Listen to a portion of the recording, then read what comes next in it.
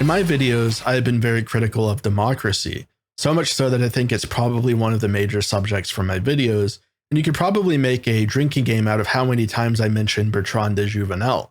But as I've been reading and critiquing pseudo-democratic theorists like Popper or Rawls, I've realized that despite the flaws and illusions of the idea of rule by the people, there are certain ways that these issues can be ameliorated to some extent. I don't wish to argue that popular sovereignty actually exists rather than being a useful fiction for rulers, or that democracy is in any way self-government. Instead, what I wish to do is to try to discern a way democracy can better enable opposition to triumph over the logic of self-preservation. I do have to justify why a democratic system would want the possibility of its self-dissolution, of course. Rousseau's theory that democracy is self-rule is, as I have said, a fiction, so I will not argue that some kind of social contract, which is foundational in popular consent, justifies the people throwing off a democratic regime when consent is lacking. Instead, I will borrow a page from one of Rawls's assumptions about human choice and argue that the risk of self-dissolution is actually in the rational self-interest of the justness of democratic states. I will call this idea revolutionary democracy. In the current state of our managed democracies, opposition has become essentially toothless. The probable reason for this is simply elite capture. Party politics intentionally circumscribes the positions and interests of politicians in such a way as to preserve ideological conformities, which is why we have a uniparty. There are many issues against which there is no serious opposition, such as, for example, the surveillance state, the proliferation of the use of AI, the exploitative and anti-nationalist character of capitalism, imperialism, Zionism, immigration, restrictions on freedom of speech, the deep state, and big tech censorship. None of these things are particularly popular. The left's base hates capitalism, and the right's base thinks, or at least thought during 2016, that we should adopt a more populist economic system. No one likes the surveillance state. No one likes American imperialism, especially not the left. The left hates Zionism, and libertarians, as well as a significant plurality of rightists, also reject Zionism. If democracy genuinely were to represent the will of the people, then politicians should be taking steps to address these problems. And yet, they don't. What governs is the interests of the state itself, not the interests of the people. The main solution to this problem is to make the interests of the state one with the interests of the people. This is the primary function of democracy, and if democracy cannot accomplish this, then it ceases to be democracy. This is why we can argue that dictatorships are potentially more democratic than liberal governments. There is at least a possibility that the dictator, whose rule is established by the obedience and cooperation of the people, comes to respect and serve them. If he does not respect the people, then he will be overthrown because he has lost legitimacy. Bertrand de Jouvenel noted that monarchs, because their legitimacy was dependent on the degree to which they acted in the interests of the people, gradually grew to love the people. In democracies, legitimacy is determined mainly through the fairness of institutions, not necessarily by the interests of the rulers themselves. This is generally the only reason why revolts occur in democracies, such as the one I will not mention, as well as the protests in Ukraine during the Euromaidan. If there could be no agreement over whether the means of democracy are just, fair, and legitimate, then people must resort to politics by other means. But if the system is fair, then people usually do not have such a serious problem with it. Thus, democratic rulers are to some extent ensured regarding their specific policies and actions, provided that they do not earn election unfairly according to the laws of the process.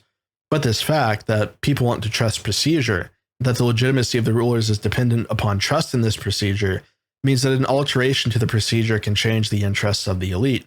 The more the elite are safeguarded by the procedure, the more they can operate on an orthogonality of interest against the masses. But if the procedure itself puts the elite at risk, then they have a reason to be responsive to the will of the people.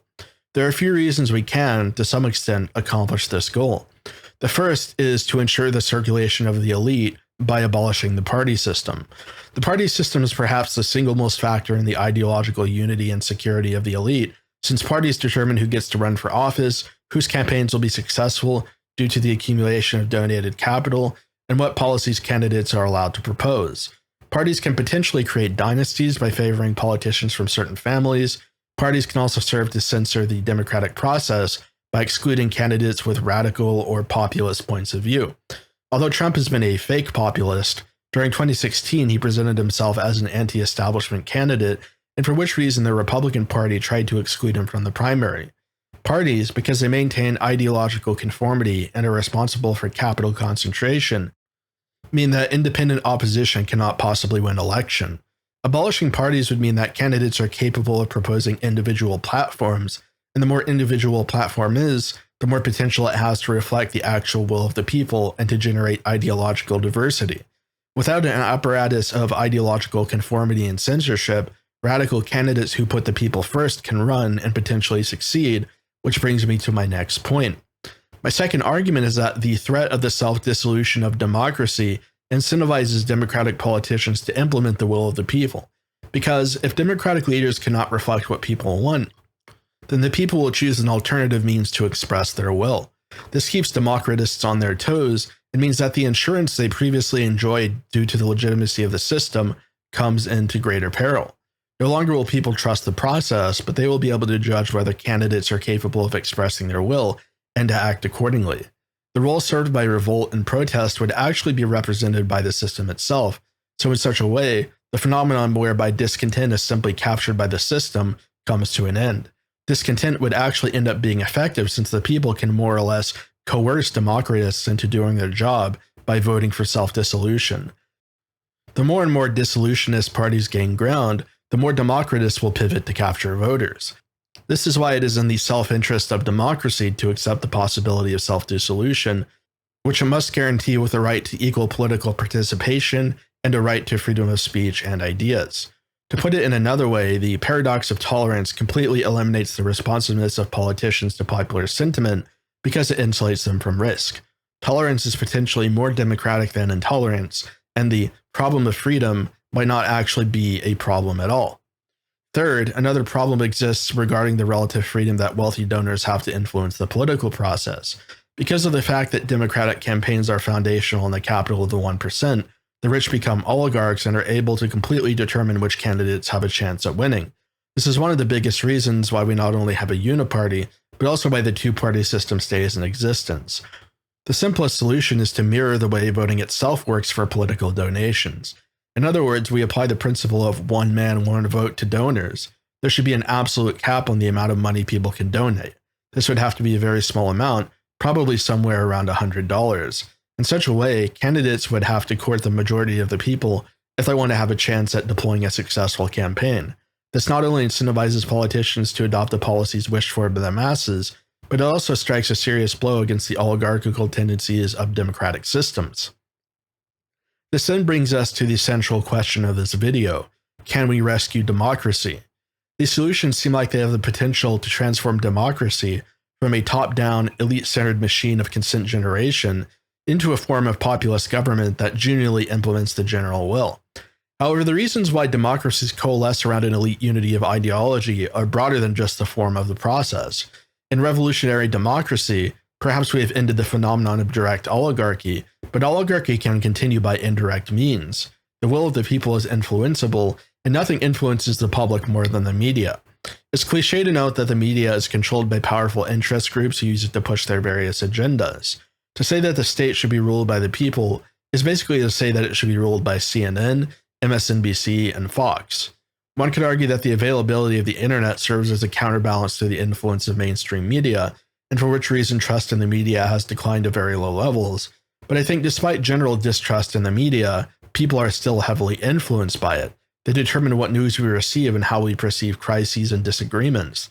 They're responsible for setting up political debates, and they can easily decide to exclude radical candidates if they want to, attenuating the threat of self-dissolution. We also have to note that the masses are by no means rational actors. It is just as possible that people can choose policies which are quite bad for the country as they can choose policies which are good. It's not like it is destined that right-wing radicals would become the choice alternative to democratism, because the left, under revolutionary democracy, would begin appealing to economic class and solidarity. And since the masses are today so econocentric in values, I think it's likely that leftism would have more appeal than rightism, since the true right tends to stress the qualitative over the quantitative. The general law of decline, the regression of castes, and the reign of quantity is still in effect, and to make democracy more democratic is more or less to further this decline. It might have a silver lining, but it can also easily backfire. We must also note the phenomenon of politicians cynically exploiting mass sentiment for votes and this cannot be solved by the system. There's essentially no way to combat this problem. For these reasons, I don't think that we can, in the end, rescue democracy. I'm sure I will be accused of promoting a democratic system that more or less just hands power over to the enemies of democracy. They will argue that I'm engaging in motivated reasoning, trying to create a system that will result in the emergence of my worldview. But I've already just demonstrated that I don't think it necessarily would lead to the victory of my ideology.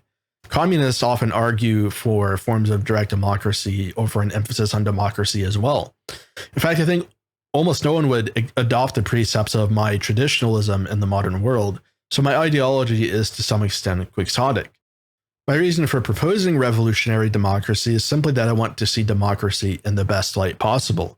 Rawls and Popper both make irrational and contradictory arguments for the self-preservation of democracy, and so if we want to be honest about the situation, the doctrine of equal rights has to include the right for anti-democratic candidates to participate. Since this is true, I wanted to examine how anti-democratic sentiment can channel back into democracy and self-reinforce it. That is more or less the opposite of right-wing motivated reasoning because I am arguing in favor of democratism, not against it. Regardless, the intent behind the self-preservation of democracy by force is quite dubious. The only reason to support democracy, as far as I see it, is that it continues the prosperity and liberty of the people. If those values are absent, but there is no way to rescue the system, would it not be more just if there were the possibility of destroying the system or potentially starting again? It may lead to tyranny, it may not, but to preserve one tyranny as though it were better in principle than another is fallacious reasoning.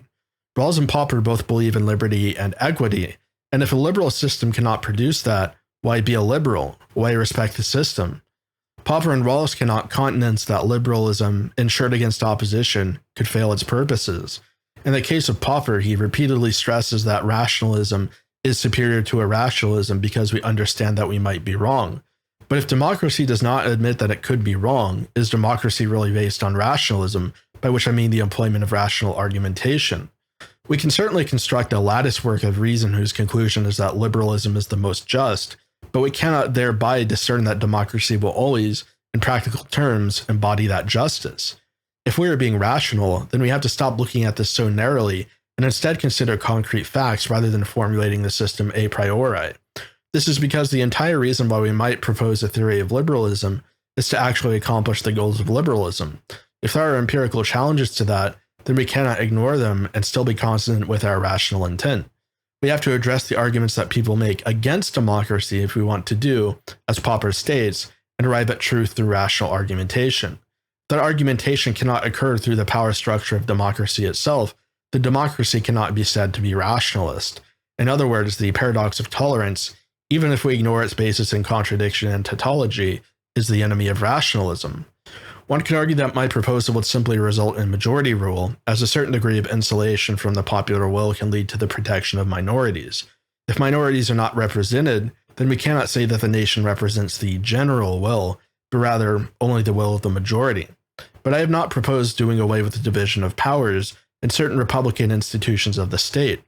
The fact that provinces can still elect congressmen and senators, and that these types have the exclusive power to make laws, means that there is a check and balance against simple majority rule. What I have done is to essentially enhance the democratic aspects of democratic republicanism. This in no way eliminates the republicanism. Once again, I do not think that democracy can be rescued, but it can be made better. And one of the greatest impediments to the improvement of democracy has been the various theories of liberalism which deny it.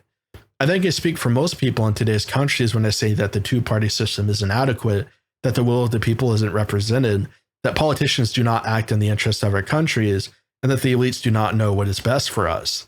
These solutions would be very popular among the people, but one would of course have trouble in appealing to the elites who are responsible for the rules of the process.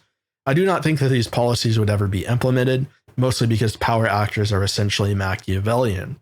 But if we want to defend democracy, then we have to realize that it cannot censure its enemies.